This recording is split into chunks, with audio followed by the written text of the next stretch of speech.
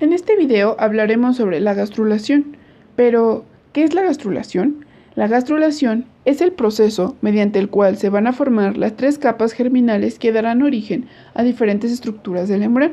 Se formará el ectodermo, que es la capa más superficial, el mesodermo, que es la capa intermedia, y el endodermo, que es la capa más interna. Estas tres capas se van a formar por movimientos celulares, también conocidos como movimientos morfogenéticos. Comenzaremos hablando de la formación del disco bilaminar. Para hablar de la formación de este disco, es importante recordar una estructura que es el blastocisto. Este blastocisto está formado por diferentes grupos celulares, pero primero hablaremos del trofoblasto. El trofoblasto se compone por células de morfología aplanada y su importancia es que va a participar en el proceso de implantación y posteriormente dará origen a la placenta.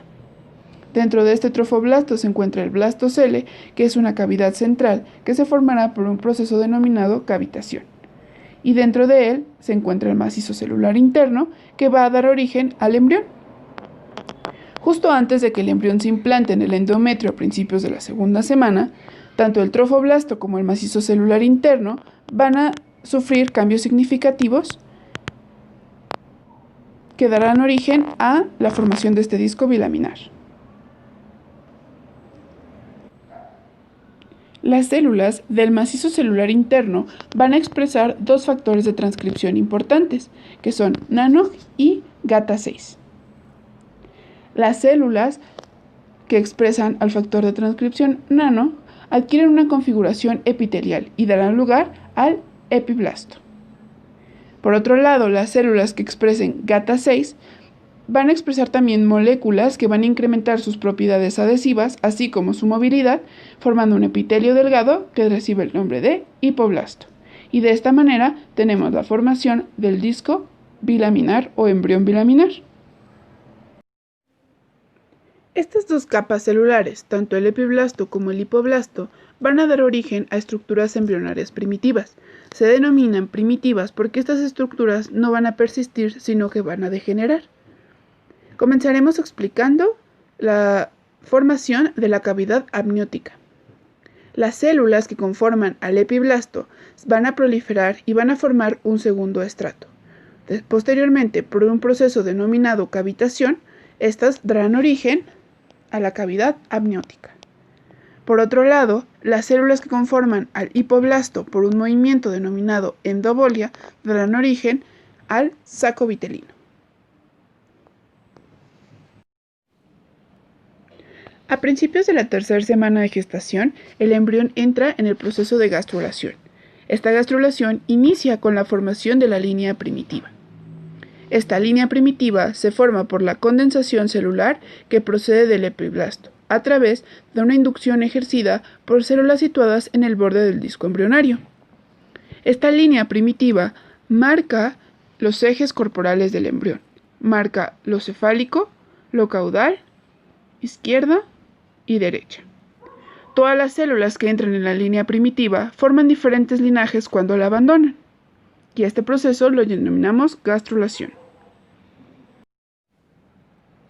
Se describen tres migraciones a través de la línea primitiva que darán la formación de los diferentes mesodermos. Comenzaremos explicando al primer mesodermo. Este se va a formar por tres movimientos morfogenéticos. Primero, las células del epiblasto convergen, posteriormente se invaginan y después migran hacia los extremos. Esto da la formación del mesodermo extraembrionario. Este mesodermo extraembrionario se forma 12 días después de la fecundación y es un tejido que constituye el soporte tisular del amnios, del saco vitelino y de las vellosidades coriónicas, además que posee vasos sanguíneos que van a aportar oxígeno y nutrientes. La segunda migración de células a través de la línea primitiva va a dar origen a diferentes mesodermos. Comenzaremos explicando la formación del mesodermo paraaxial. Este se va a formar por la convergencia de las células del epiblasto que van a invaginar a través de la línea primitiva para posteriormente diverger. A estos tres movimientos se les conoce como involución y van a dar la formación del mesodermo paraaxial. Este mesodermo paraaxial, a su vez, se dividirá en tres: un dermotomo que dará origen a la dermis, un miotomo que dará origen al músculo estriado y un esclerotomo que da origen al esqueleto axial de las vértebras y las costillas. El segundo mesodermo que se forma es el mesodermo intermedio y se forma por la convergencia, la invaginación a través de la línea primitiva de las células del epiblasto, que posteriormente vuelven a diverger y dan origen al mesodermo intermedio, también conocido como mesodermo urogenital, que dará origen a las gónadas, al sistema urinario como los riñones y los uréteres y al mesénquima de los órganos sexuales.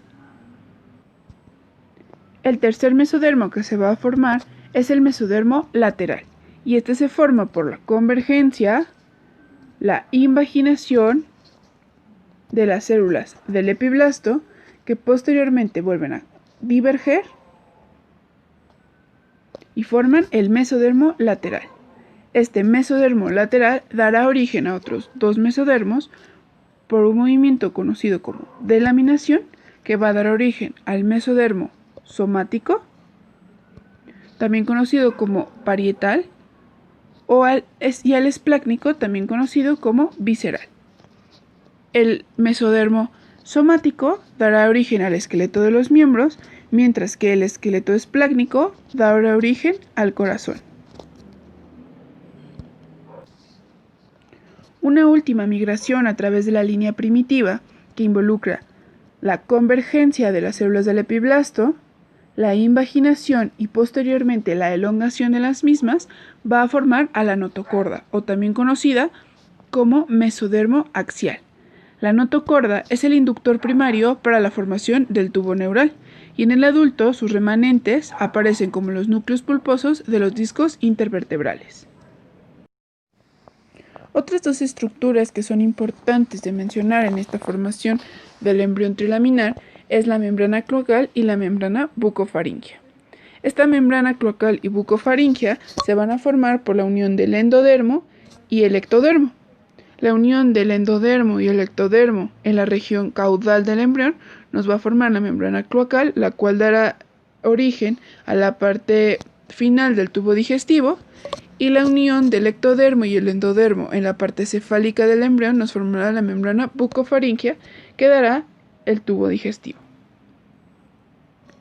Otras dos estructuras importantes es la formación de la somatopleura y esplacnopleura, que son dos capas que van a cubrir a los órganos. La somatopleura es la capa más externa y la esplacnopleura los va a cubrir de manera interna. Y de esta manera, a la tercera semana, tenemos la formación del disco bilaminar. Finalmente, si observáramos una representación en tercera dimensión de este embrión o disco trilaminar, encontraríamos que el endodermo se encuentra en la parte más ventral y este se va a encargar de la formación del tubo digestivo. Sobre este tendremos los diferentes tipos de mesodermos. En la parte del centro tendríamos a la notocorda, que ya mencionábamos que era el principal inductor, y a los lados tendríamos a las somitas, que van a formar a las vértebras. Justo lateralmente a las somitas vamos a encontrar al mesodermo intermedio, y al lado de él al mesodermo lateral, que ya está delaminado, y encontramos al mesodermo esplácnico, que está en contacto con el endodermo, y el mesodermo somático. Justo sobre la notocorda encontramos a la placa neural, que se va a formar en un proceso llamado neurulación por inducciones de la notocorda. Cubriendo a estas dos capas encontraríamos a la capa más externa, que es el ectodermo, y que su función principal es generar la epidermis y sus anexos como el pelo y las uñas, a su vez que se va a encargar de formar al sistema nervioso central y el sistema nervioso periférico.